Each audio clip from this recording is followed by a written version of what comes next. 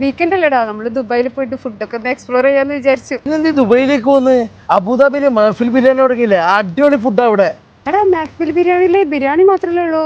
ബിരിയാണി മാത്രമല്ല, അത് അവരുടെ സിഗ്നേച്ചർ ഐറ്റം. അവിടെ ഒരുപാട് സീ ഫുഡിലായാലും ചാർക്കോളിലായാലും ഒരുപാട് ഐറ്റംസ്. വാ നമുക്ക് പോയി നോക്കാം.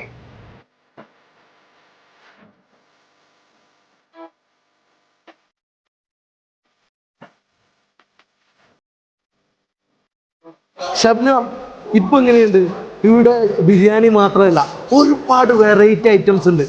ചാർക്കോളിൽ നോക്കിയാൽ വെറും 42.50 ദിർഹംസിനാണ്.